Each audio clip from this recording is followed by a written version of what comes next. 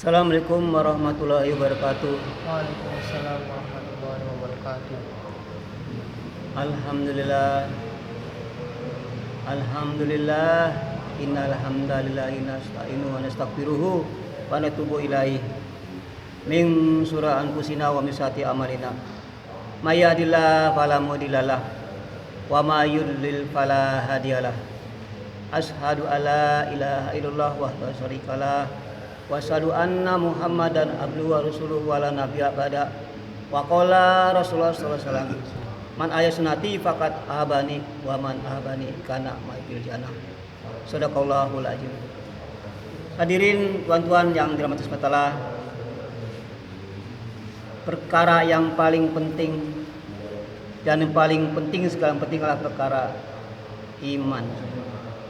Bila iman kita benar, bila iman kita sahih, bila iman kita sempurna pada Allah SWT, maka keadaan apapun, asbab yang kita, apapun yang kita alami, baik kita dalam keadaan kita tidak punya asbab pemudaan sekalipun, rumah, kontrak, kemudian makan sepiring berdua, ya. Tapi ada iman sempurna pada Allah Subhanahu wa taala, maka kita akan bahagia. Kita akan sukses. Kita akan diberikan kemuliaan. Karena tidak ada hubungan antara harta, jabatan, uang yang banyak dengan kebahagiaan, itu tidak ada hubungan. Begitupun hadirin, walaupun kita punya segala-galanya, kita punya harta banyak, saham-saham di mana-mana ada, rumah mewah, kontrakan banyak, tapi kita tidak kenal sama Allah, kita tidak mengenal, tidak meyakini daripada kehebatan Allah, tidak mau menerima kebenaran daripada Allah Subhanahu wa taala. Apapun kondisinya, apapun daripada pemilik yang dia miliki, maka hakikat tidak ada, dia akan mengalami kerugian. Hakikat dia akan mengalami kesusahan di dunia yang sementara dan nanti di akhirat yang selama-lamanya. Hadirin yang dirahmati Allah, iman ini ada hubungan dengan 4 saluran anggota badan kita. Bila hari-hari kita sering mengucapkan, sering meyakini, sering daripada meyakini bahwa Allah kuasa, kita ucapkan dari lisan kita bahwa Allah yang kuasa, semua tak kuasa, dunia sementara, akhirat kekal. Kita ulang-ulang sehingga masuk ke hati kita. Begitupun telinga kita mendengarkan tentang kebesaran Allah, asma Allah, maka itu pun kita akan sukses. Kita akan masuk ke hati kita. Begitupun pikiran kita, selalu kita memikirkan tentang keagungan Allah, selalu kita memikirkan tentang kemuliaan Allah. Maka dari 4 saluran tadi, dari pikiran, kemudian dari pendengaran kita, dari ucapan yang kita ucapkan, masuk ke hati kita. Nah, kalau sudah hati kita ada keagungan Allah, ada kebesaran Allah, hadirin, maka akan wujud daripada amal-amal soleh. Maka anggota badan kita ini diperintahkan oleh hati untuk taat pada Allah. Mata melihat perkara yang baik, telinga mendengarkan perkara yang baik. Semua anggota badan kita ini sujud tunduk kepada perintah Allah. Karena ketahuilah dalam diri manusia ada 10 darah. Bila darah itu baik, maka baik semua anggota badannya, dan bila darah itu buruk, maka buruk semua anggota badan. Itulah hati. Hadirin yang dirahmati Allah, kita hari ini membesarkan dunia, Pak. Padahal sedikit pun kita tahu hakikat dunia ini. Dunia ini banyak orang tertipu, banyak orang terlena. Dia mengira kalau harta saya banyak bahagia. Dia menyangka kalau kedudukan tinggi akan bahagia. Padahal semua hanya perkiraan. Tidak ada jaminan. Kalau harta itu bisa bikin bahagia, mungkin korun lah paling bahagia aja. Kalau jabatan bikin manusia bahagia, mungkin yang paling bahagia adalah Fir'aun laknatullah alaihi. Maka jelaskan dalam Quran, Allah tegaskan bahwa kebahagiaan itu mutlak di tangan Allah. Allah bisa memuliakan kepada siapapun yang dia kehendaki walaupun tidak ada apa-apa yang dimiliki. Itu sudah menjadikan keputusan daripada Allah Subhanahu wa taala. Hadirin yang dirahmati Allah Subhanahu wa taala, hati kita Pak itu cuma satu. Kalau ada kebesaran Allah di hati kita, maka kebesaran makhluk hilang, keluar. Tapi kalau besaran makhluk yang ada di hati kita, maka dia itu yang akan mendomisili, dia akan menguasai Pak, sehingga digalikan oleh hawa nafsunya, segala akalnya, semuanya dipengaruhi oleh nafsu daripada cinta dunia tadi. Hadirin yang dirahmati Allah SWT, maka Allah SWT telah menetapkan kebahagiaan manusia ini dalam agama sempurna. Jadi bagi mereka Pak yang ada agama sempurna, pasti akan kebahagiaan, pasti akan datang kebahagiaan. Ini sudah menjadi ketentuan Allah Pak. Jadi sudah akan rumus dari Allah SWT. Manusia dengan agama sempurna kehidupannya pasti akan bahagia. Hadirin. Jadi Allah tidak mengendaki agama bagian-bagian. Sempurna Pak. Sempurna baru akan datang ketenangan, akan datang daripada dekatnya Allah dengan kita. Akan mudah kita untuk meminta kepada Allah, akan mudah kita untuk sujud pada Allah. Kalau kita ini ada hati kita ini agama yang sempurna diri, maka kita jangan kita merhatikan Pak agama itu sholat, puasa, zakat, haji, itu baru bagian agama. Sedangkan yang kendaki sempurna. Bagaimana kamu masuk agama secara total, secara apa? Secara daripada keseluruhan, baru akan datang daripada bantuan Allah kepada kita hadirin. Bagaimana kita pengen kita mobil, baru kita punya bannya, dikatakan itu udah punya mobil. Jadi agama sempurna juga agama yang bagaimana dulu Nabi usahakan, sehingga dulu baginda Rasulullah mengamalkan agama ini sempurna sahabat, sehingga dunia datang hadir, sehingga kekuasaan Persia Rum tunduk. Bagaimana dulu Masya Allah indahnya agama hadir zaman baginda Rasulullah ini, begitu indah sehingga orang tertarik kepada Islam, orang tertarik kepada Islam karena begitu indah, begitu indahnya itu Islam hadirin. Apa kata ada orang datang ke Madinah, ya, dia ingin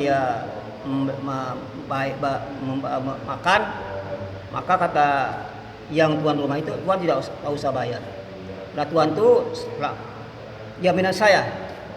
Nah, begitupun nanti orang itu datang ke tempat lain lagi, dia makan lagi juga begitu. Tuan gak usah bayar, karena selama 3 hari tuan jaminan saya. Sehingga hadirin tersentuh.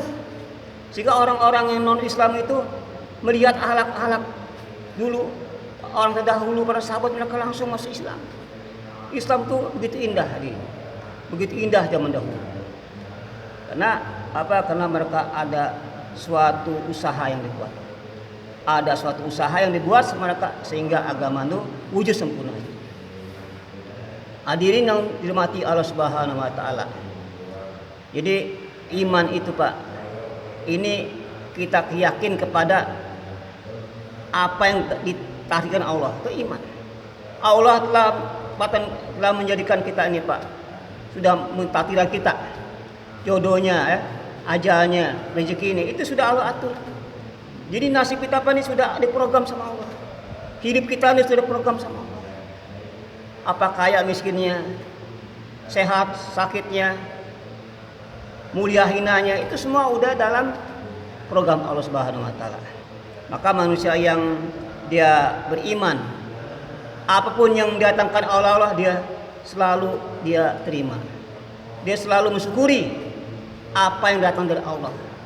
Kemiskinan, kalau dia iman pada Allah, maka kemiskinan akan mendatangkan kenikmatan. Begitu kekayaan yang didatangkan sama dia, kekayaan itu akan membuat dia sebagai sarana untuk dia meraih kebahagiaan di akhirat, kekayaannya. Itu hadirin. Apapun yang dialami orang-orang yang tawakal pada Allah, orang yang beriman pada Allah, mereka tuh nggak kesan dengan asbab-asbab yang didatangkan oleh Allah. Karena semuanya ujian hadirin. Maka Nabi Sulaiman ketika dia jadi raja, bahkan menguasai semua jenis-jenis binatang, bahkan bisa menguasai jin. Apa katakan apa yang dikatakan Nabi Sulaiman? Ini adalah daripada anugerah Allah. Ini adalah ujian bagiku. Apa bagi orang syukur, apa aku kufur. Ini aja. Di semua ini ujian. Datangnya musibah dari Allah ujian. Datangnya kekayaan ujian. Maka orang-orang yang tawakal pada Allah, orang yang sudah yakin benar, mereka semua hadapi dengan tidak ada kesan. Miskin kaya sama, raja rakyat sama. La ilaha illallah. Inilah orang yang sudah hatinya terpaut pada Allah. Hatinya hanya ingat Allah. IAIN, ingat Allah, maka iman naik. Ingat Allah, iman naik. Ingat dunia, iman akan turun, akan lemah. Ini patokannya. Kalau iman benar, harga akan turun. Tapi iman naik, harga turun. Iman turun, harga naik. Jadi semua apa keadaan alam yang mendatangkan harga naik, harga turun, keadaan huru hara, semua Allah mendatangkan, banjir datang, Allah mendatangkan, keadaan damai Allah yang datangkan. Semua suasana itu dikendalikan oleh Allah Subhanahu wa taala. Semua dikendalikan Allah. Keadaan apapun semua dikendalikan oleh Allah Subhanahu wa taala. Hadirin, yang namanya itu kemarau panjang ya, yang namanya tsunami itu bukan musibah. Banjir gondang itu bukan musibah, bukan. Apa musibah? Kalau kita mati tidak bisa ucapan la ilaha, itulah musibah. Musibah itu kalau tidak mengena ketika datang ke kematian. Jadi hadirin, yang penting ya bagaimana kita ini waktu kita meninggal bisa ucapan la ilaha illallah, itu penting Pak. Ya enggak? Yang lain enggak penting. Yang penting bagaimana kita meninggal bisa ucapan la ilaha. Yang penting apa lagi Pak? Ketika nanti kita dijauhkan api neraka, masuk ke surganya Allah, itu penting Pak. Sungguh enggak penting. Ya enggak? Yang penting bagaimana kita selamat dari api neraka, masuk ke surganya Allah. Nah, satu golongan masuk ke surga, satu golongan masuk ke neraka. Ini yang penting Pak. Jadi hadirin, ketika bayi lahir, maka sebelum dia kena sama dirinya sendiri, kenakan dulu siapa yang menciptakan dirinya ya. Sebelum dia kena sama alam semesta, kenakan dulu siapa yang menciptakan alam semesta. Sebelum kena sama orang tuanya, kenakan dulu siapa yang menjadikan orang tuanya. La ilaha ini Pak. Jadi semua ini adalah ujian belaka. Hadirin Allah SWT, jadi iman itu antara harap dan takut. Iman juga adalah bagaimana kita menafikan yang nampak-nampak itu semua bohong Pak. Dikendalikan sama Allah. Ya enggak? Allah mengendalikan. Bukan usaha kita, kantor kita yang ngasih rezeki, tapi Allah. Bukan jamu, obat menyembuhkan, tapi Allah. Allah tidak butuh obat untuk menyembuhkan. Allah nggak butuh usaha kantor pertanian untuk menyembuhkan la ilaha illallah. Allah kuasa Pak. Allah kuasa. Di dunia Allah kuasa, di akhirat Allah kuasa. Maka barang siapa yang dia kena pada Allah banyak, maka dia kena punya segala-galanya. Tapi kalau nggak kena sama Allah, maka dia punya segala-galanya, walaupun satu kerikil nggak punya Pak. Kalau nggak kena sama Allah, hadirin, coba hadirin, jangan kita nggak kenal sama Allah Pak. Kita kalau kenal sama bupati enak Pak, kena bupati kita bisa ramah, bisa datang ke rumahnya kan, ada suatu kita peluang dikasih ya. Apalagi sama Allah Pak, kena baik, masya Allah. Hubungan baik sama Allah, masya Allah. Apapun indah Pak, apapun yang Bapak datangkan indah saja, ya, kena kata baik sama Allah. Kita yakin pada Allah Pak. Hadirin yang bertolah, maka Allah ini bila mana ingin dikenakan keagungannya, bila mana ingin dikenakan kebesarannya, maka orang tersebut diberikan cahaya hidayah. Cahaya tanpa ada hidayah dari Allah tidak kenal sama Allah. Bukan berarti dianya nggak kenal, Allah nggak mau dikenakan, sehingga dalam keadaan dia kegelapan. Kalau sama Allah nggak kenal, maka nggak kenal sama siapa, nggak tahu apa arti hidup, nggak tahu arah kemana dia menuju, karena nggak kenal sama Allah, Pak. Gelap nih, ya, gelap. Itu, Pak. Jadi Pak, jangan kita jadikan dunia tujuan. Dunia itu kecil, waktu ajan datang, di sini ujian. Kalau kau masih sibuk dunia jadi tujuan, Allah di belakangin. Padahal yang semuanya ngerti ya Allah, ya. Waktu ajan datang Pak, masya Allah, sibuk masih ngurus bensin, sibuk masih ngurus tanah, sibuk masih ngurus air, masya Allah. Padahal semua ciptakan untuk manusia Pak. Air untuk manusia, angin untuk manusia, api untuk manusia, semua untuk manusia Pak. Manusia ini masih makhluk paling mulia.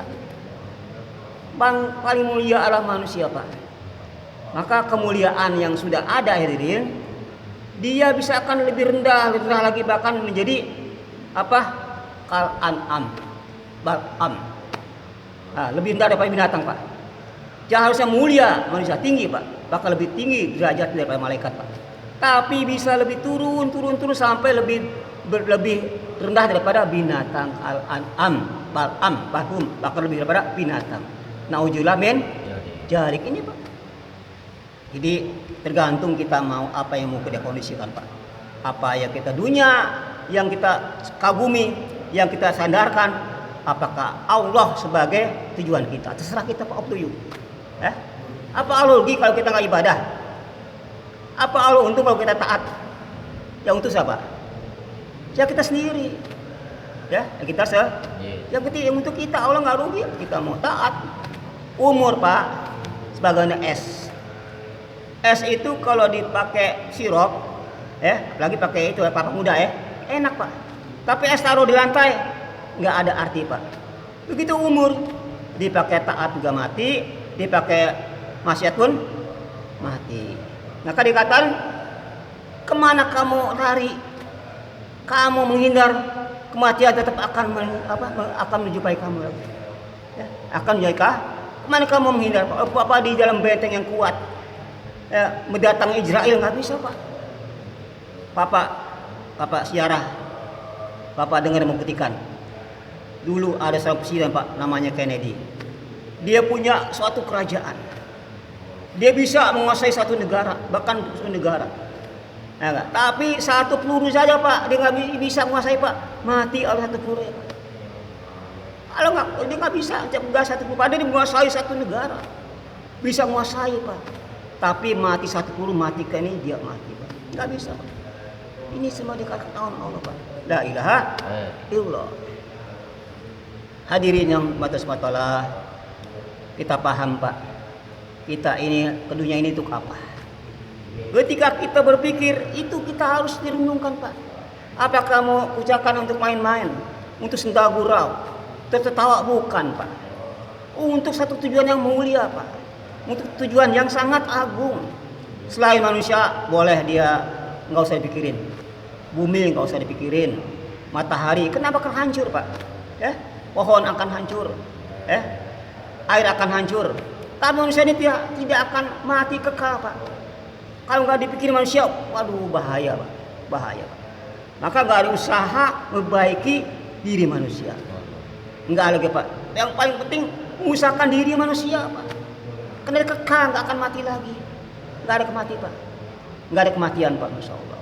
Masa kasihan Pak. Kalau kita punya saudara yang jauh sama agama, kita diemin aja, wah masa bagaimana Pak? Bagaimana kita tidak ada rasa peduli kepada saudara kita yang masih jauh agama, yang masih dalam kelalaian pada Allah. Hadirin, dikatakan orang yang sama kali jauh sama Allah, nggak ke masjid, nggak berzikir sama Allah, nggak pegang tasbih, kemudian dia huru hara aja kerjaannya Pak. Itu laksana seperti apa Pak? Seperti orang tua yang ditinggalkan anaknya Pak, bertahun-tahun. Anaknya itu nggak ketemu, hilang. Tahu-tahu anak itu kembali. Bagaimana kita orang tua? Begitu manusia Pak, yang jauh sama Allah, maksiat, durhaka, ya, berbuat di mana-mana kerusakan. Lalu dia sujud sama Allah tuh, datang kepada Allah, menangis, ingat dosa. Masya Allah Pak, itu gembiranya orang tua gimana Pak? Ya enggak? Begitu Allah SWT Pak, yang tadinya dijauh sama Allah lalu dia sujud, datang sebagai menggembira seorang tua, orang tua kehilangan anak yang udah lama nggak ketemu, tato muncul di depan orang tuanya. Itu Allah SWT Pak. Apalagi gara-gara kita yang ngajak orang itu ke masjid. Masya Allah, bagi menggembiranya Pak, itu Allah Pak. Allah gembiranya pada orang yang suka ngajak-ngajak ke masjid, ngajak ke masjid Pak. Masya Allah. Tempat turunnya hidayah, tempat turunnya makfirah, tempat turunnya sentra segala kebaikan di masjid Pak. Datangnya orang ke masjid itu mungkin lemah iman, begitu masuk ke masjid imannya kuat, ya. Masjid fungsi gitu Pak, menyitak kader orang baik itu di masjid. Tepatnya Pak, mengkader wanita yang soleha di rumah. Jadi ada tempatnya Pak, mengkader wanita jadi baik di rumah. Barang siapa wanita keluar rumah, berapa orang melihat dia Pak, ke suami semua kalau punya suami. Ah, ini Pak repot Pak. Ya, siapa Pak yang salah? Ketika kita sudah menikahkan seorang wanita, maka semua tanggung jawab kita kepada suaminya. Yang dahulu pada bapaknya kan, dia dosa bapak yang tanggung. Kalau wanita Pak ya, dia misalnya dia buat dosa, bapak yang tanggung. Tapi setelah nikah ijab kabul, diserahkan kepada itu Pak. Jadi kita bukan kasih makan, minum, tidur, bukan Pak. Bagaimana isi kita tuh, anak kita bisa mendekatkan diri pada Allah, ajak ke surga. Itu begitu Pak, begitu caranya. Jadi hadirin saudara, Allah Pak nggak akan marah kalau kita pulang nggak bawa harta, nggak ditanya. Kalau nggak marah kalau pulang kita nggak bawa istri cantik. Kalau nggak marah kalau kita nggak bawa jabatan S3, nggak marah. Tapi Allah marah pas kembali, imannya nggak sempurna, imannya cacat. Masya Allah, nggak terima Pak Allah Pak, nggak terima Pak Allah. Tadinya waktu baik kan suci, ya nggak? Tapi kenapa ketika dia di dunia, terlena di dunia, lupa pada Allah, kembalinya keadaan cacat iman Pak. Nah, jamin jangan sampai Pak ya. Kita maunya mati mulus. Kita maunya mati lagi sholat, lagi sholat malam duha, meninggalkan enak Pak. Ya, habis tahajud, habis sholat berjamaah, habis takajah 3 hari pulang, kan enak. Nah kalau matinya mati lagi sibuk cari dunia, mati sangit Pak, mati sangit. Jadi kita harus jaga, waspada. Waspada kedatangan sang malaikat Israel. Berapa hari Pak? 1 kali malaikat jatuh, 1 hari. Berapa kali? 70 kali Pak. 1 hari Pak. 70 kali mau ngambil nyawa kita, mau ngincer nyawa kita, kok kita tenang aja. Makanya malaikat bingung Pak pada manusia nih. Masya Allah, besok mau mati masih sibuk ngurus bisnis, apa tuh, bisnis kebun. Waduh, malaikat dia bingung Pak. Masya Allah, ini orang nekat nih, besok mau mati masih sibuk. Wah Allah, siapa yang salah Pak? Kita, karena kita enggak menyampaikan la ilaha.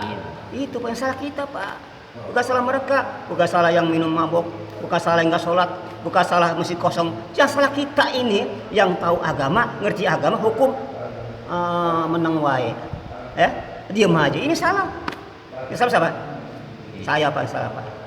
Bukan Bapak ya. Saya yang salah. Yang salah? Saya Pak. Orang yang setelah menyalahkan dirinya, nggak pernah menyalahkan orang Pak, mulia nikmat Allah. Ya, merasa diri yang jelek, diri yang bego, diri yang sangat rendah, maka ajian bihi di mata Allah mulia Pak. Tapi merasa dirinya hebat, merasa dirinya harus dihormatin, merasa orang kaya, merasa orang yang terhormat, maka di mata Allah tuh hina, sehina-hinanya Pak. hina sehina-hinanya. Makalah kita harus menafikan ilmu kita, menafikan kebisaan kita, menafikan harta kita. Semuanya kita tuh milik Allah. Milik, kok merasa milik saya? Ini rumah saya, ini kebun saya, ini istri saya. Uang kita ini siapa coba? Ya, kita siapa? Punya Allah. Boleh saya bapak ngaku nih rumah saya, nih jabatan saya. Nih kita ini punya siapa coba? Punya Allah. Apa bapak bisa bikin satu batu bata, satu kerikil bisa nggak bikin? Berarti kita nggak punya apa-apa pak. Kok ngaku punya? Masya Allah. Indah kesalahpahaman kita pak ya. Indah dosa pak. Semua milik Allah. Semua milik. Yang punya kita apa pak? Yang milik kita apa? Yang kita makan, yang kita apa? Baju ini milik kita. Semua yang ada di berupa gunung itu bukan milik kita pak. Yang berupa rumah mewah atau kontrakan pak itu bukan milik kita. Yang berupa itu saham-saham gunung itu bukan milik kita pak. Milik kita itu yang kita makan dan kita pakai. Itulah yang asli milik kita pak. Yang dimakan ya itu milik kita pak. Kenapa ya? Begitu pak. Jadi jangan kita terlena ya. Terlena jangan. Kita harus waspada. Siap. Enggak, orang pada itu mikirin kehidupan setelah kematian. Itu pandai pak orang yang angan panjang. Pengen kaya enggak. Pikirannya pak pengen jadi orang kaya. Pak kaya enggak. Nah ini kaya kasihan pak. Kasihan deh lo. Enggak, pengen kaya enggak. Miskin ya ada gitu. Ya. Nah itu pak. Yang begitu yang bagus nih pak ya. Orangnya jutawan. Orangnya pengusaha pak. Tapi dianya angannya kecil pak. Orangnya tawadu, ada kekayaan luar biasa. Ini yang bagus pak. Dia rendah diri, nggak pernah menunjukkan kekayaannya, bicaranya lembut, dia merasa nggak punya apa-apa. Ini paling bagus. Jangan terbalikan. Orang miskin seolah dia ngomong masalah harta banyak. Kalau bicara dunia dia marah. Kalau miskin, ini paling parah pak. Itu karena apa pak? Itu urusan hati ya. Karena hatinya salah, memasukkan bukan Allah tapi dunia pak. Ini salahnya karena hatinya dimasukin bukan Allah. Salah dia sendiri ya. Nah, kenapa dunia dimasukin? Nah, ya, yang salah siapa? Ya dia sendiri pak.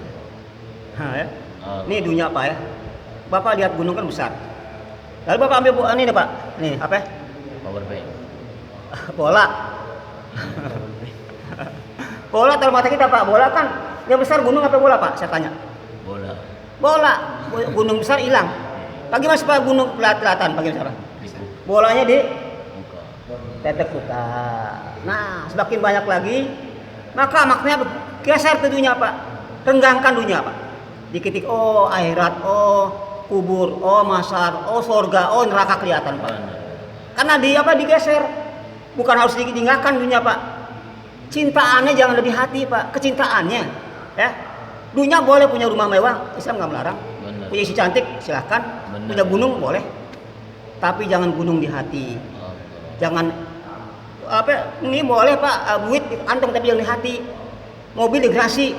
Sekarang pak apa pak? Masya Allah. Gerasi pak. Mobil ada di hati bukan di gerasi. Uang ada di hati bukan di kantong. Gunung ada di Masya Allah pak. Sehingga hatinya penuh dengan dunia yang tidak ada harganya, hanya 11 ekor nyamuk pak. Itu yang dicintai, itulah yang dia salah persepsi, salah penafsiran, salah keyakinan, salah ya. Ini pak harus dirubah ya. Harus apa? Mindsetnya pak, mindset dirubah pak. Channelnya pak, channel dunia ke channel akhirat. Tolong merubah channel pak, gampang kan? Cuma mindsetnya dirubah pak, mindset dunia ke akhirat. Coba pak ya? Itu pak, jangan kita ngoyo dunia kaya enggak. Ya, yang ada miskin. Gitu pak. Jadi pak, kalau kita ngejar akhirat tuh dunia akan datang pak. Bapak ngejar akhirat tuh dunia pasti ikut. Siapa nanam padi tumbuh rumput, tanam rumput ada padi enggak? Maknanya bapak ngejar akhirat, taat, jaga sholat, jaga. Bapak tahajud bangun malam, Yasin baca. Dunia mudah pak. Nih baca Quran enggak? Quran pak kayak bulukan nggak pernah dibaca. Nggak pernah dibaca.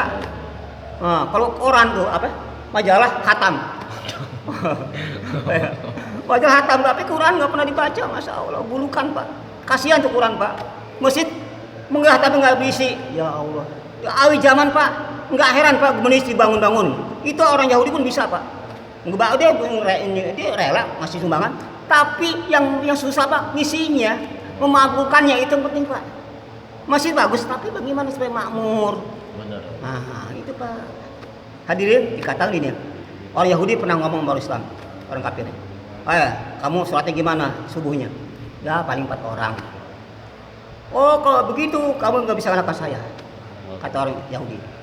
Kalau Jumat dengan subuh sama, subuh segitu ramainya, Jumat segitu, aku akan kalah, aku lari dari kamu. Itu kata orang Yahudi Pak. Jadi sekarang ini Pak, pagi subuh paling berapa orang? Bila Jumat penuh, apalagi Idul Fitri, Masya Allah, pada sunat Pak, penuh. Masya Allah, ini Pak, ini salah kita, kurang memberikan pengarahan, ya? Kurang memberi pencerahan. Yang salah kita Pak, ada yang buta jalan kan ke jurang nih. Lalu orang melek dimin aja Pak, kecebur. Yang salah Pak, yang melek. Kenapa kalau lihat yang buta depan kamu lihat kok mau cuma senyum-senyum aja, kecebur. Yang salah Pak. Itu yang ngerti agama Pak, yang ditanya sama Allah, yang ngerti dulu bertanya Pak. Orang pakai helm, kenapa kamu nggak pakai helm? Nggak tahu Pak. Saya nggak tahu, ada peraturan. Tetap Pak kena sanksi, ya nggak? Nggak, walaupun nggak bisa, walaupun saya ini nggak tahu peraturan, tetap ini udah orang kecil pun tahu kalau helm itu wajib pakai motor. Gitu nanti Pak. Nanti kenapa kamu nggak sholat? Ya Allah nggak ada ngasih tahu. Tapi tetap kenapa? Tapi bisa lagi yang ngerti itu Pak. Pada yang tahu hukum melanggar hukum itu berat lagi Pak. Yang tahu hukum melanggar hukum. Itu makanya kita harus konsekuen, ucapan dengan hati harus sama. Jangan sampai lain di bibir, lain di hati. Jangan Pak. Harus sama ucapan, begitu perbuatan baru itu dikatakan orang yang gentleman. Ya. Kalau hanya bibirnya berkata lain, hati berkata, contoh. Ini contoh Pak ya. Memang rezeki dari Allah. Ya dari Allah. Tapi kalau nggak kerja, dari mana Allah ngasih? Seolah tuh Allah tuh nggak bisa apa-apa Pak. Seolah tuh Allah tuh lemah. Wah kalau saya kerja, Allah mana bisa ngasih rezeki? Itu berarti merendahkan Allah. Ini Pak yang rusak iman Pak. Memang kalau orang beriman, ya itu cuma sebab aja ya kan. Sebab ya, Allah yang ngasih. Nah itu benar Pak. Ya mari kalau saya sebab doa saya kerja. Kalau saya makan obat, tidak sebab obatnya sembuh. Gitu Pak. Baru itu imannya benar Pak. Atau misalnya Nabi Musa ketika dia sakit, ya Allah saya sakit ya.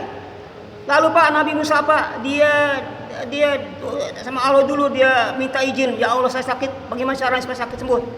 Musa kau ambil itu daun ya, daun. Maka diambillah Nabi Musa daun. Begitu dimakan sembuh Pak, sembuh makan daun. Hari kedua sakitnya sama, daunnya sama, diambil aja tanpa izin sama Allah lagi, langsung dimakan malah mencret. Nah, Nabi Musa tanya lagi, ya Allah, kenapa waktu pertama kali aku izin engkau makan daun itu sembuh, tapi kenapa kedua kalinya kok nggak sembuh malah mencret? Apa kata Allah? Wahai Musa, dulu kau izin sama aku dulu, karena nyembuhkan bukan daun aku. Nah, sama seperti kita Pak, langsung kita merasa ini kantor, merasa obat sembuh. Wah, ini Pak, ini keliru Pak, ini keliru. Ini yakin Pak, masalah iman tuh hati-hati Pak, ini bahaya Pak. Masalah iman salah bahaya Pak, urusannya apa ya? Neraka. Kalau salah iman tafsiran nggak ada ampun Pak. Kalau salah lain mungkin ampun, tapi masalah akidah ini salah, maju Pak. Tidak maaf bagimu. Itu apa ya? Mudah-mudahan dengan bijakor kita ini sedikit, maka kita ini harus merasa tahu diri Pak. Kamu tidak bisa kena Allah kalau kena siapa? Diri kita. Diri kita siapa? Ini bukan Pak Rukoyo, bukan. Ini just casing Pak. Siapa diri kita Pak? Ayo. Ini harus tahu Pak. Kalau kita nggak kena ini nggak bisa kena sama Allah Pak. Maka pertama secara johir Pak ya, memang yang menjadikan kita tuh ada johir Pak. Ada johir, ada batin. Sholat misalnya kan, secara johir sholat kita tuh perlu ada bagus sujudnya ya, rukunnya, kemudian gerakannya itu secara zuhir. Secara batin apa Pak? Kita kosongkan Pak. Hanya Allah kita sholat Pak. Hanya Allah. Maka ketika satu miratnya mukmin itu sholat Pak. Di situ Pak kita minta apa hajat kita, apa mau kita Pak. Di situ sholat Pak. Maka SMS sholat masalah selesai. Wasta'inu bishoyi selesaikan masalah dengan sholat Pak. Itu cara kita Pak untuk meminta sesuatu dengan sholat. Kerjakan sholat itu Bapak sudah membuka kunci hasanah Allah dengan sholat Pak. Membuka pintu hasanah Allah. Pak Allah punya hasanah Pak, gudang Pak. Itu dikunci dengan sholat. Membukanya Pak dengan sholat. 2 rakaat sholat, insya Allah Pak Allah kabulkan doa Bapak. Baik segera maupun ditunda dulu. Nah itu Pak sholat. Bapak hari muda, kita Pak sebagai orang yang beriman Pak, kita harus punya akhlak Pak. Akhlak karimah. Apa Pak? Kenapa? Karena ini akhlak Pak penting Pak. Ada orang membawa banyak pahalanya yang disangka masuk surga. Katakan segunung pahalanya Pak. Tapi nanti akan dipretelin Pak. Akan dipretelin Pak. Kenapa dia? Banyak orang-orang yang dijolimi. Banyak hak orang yang nggak ditunaikan. Maka agama Pak tunaikan hak masing-masing. Hak seorang bapak sama anak ada haknya. Hak seorang istri sama suami ada haknya. Hak seorang tetangga dengan tetangga ada haknya. Begitu hak kita sama Rasul pun ada haknya Pak. Begitu Allah sama hambanya ada haknya. Apa hak kita pada Allah Pak? Hak kita Allah tidak kita sembah sujud dan menerima takdirnya. Itu haknya Pak. Kita esakan Allah, itu hak kita pada Allah. Hak Allah apa? Memberikan semua, keperluan kita. Semua Pak itu hak Allah. Jadi tunaikan hak dan kewajiban. Siapa ya? Ini berarti maghrib nih, atau isya ya. Nah, mudah-mudahan Bapak akan diberikan kepahaman. Paham itu datang Pak. Setelah kita tuh ada usaha sungguh-sungguh. Walajina jahadu pinah lanah. Yahum subuh lanah. Barang siapa bersungguh-sungguh di jalanku, pasti Pak diberikan hidayah. Pasti diberikan jalan yang baik Pak. Kalau kita ada usaha. Nah kalau kita hanya kita ngopi-ngopi aja, santai-santai di rumah, bagaimana Pak itu hidayah? Ya, hidayah itu perlu dijemput, kayak rezeki kan perlu jemput Pak. Hidayah sama perlu dijemput, perlu usahakan, perlu ada pengorbanan. Jangan pun Bapak pengen dapat surga, Bapak rumah aja nih, yang namanya Bapak perumahan perlu Bapak cicil, berapa tahun cicil? 12. Itu sampai 12 tahun. Ini surga Pak, yang rumahnya 7.000 kamar Pak. Satu kamar ada 7 bidadari. Satu kamar ada 70 balik, satu balik 7 bidadari. Itu untuk kita Pak. Masya Allah, rumahnya nggak hancur, orangnya nggak mati Pak. Yang ada di mana? Di surga. Rumahnya nggak hancur, orangnya nggak mati. Yang ada hanya di surga Pak. Nah kita harus dakwakan Pak. Kita pamer ke apa? Kita ini pakai sebagai apa? Sebagai sales, tawarkan Pak. Allah punya kapling surga. Nah, siapa mau? Ayo, tawar kita sebagai salesnya Allah. Ajak orang ke surga. Ayo semua orang tuh jangan sampai ke neraka. Siapa ya? Subhanallah. Assalamualaikum warahmatullahi wabarakatuh.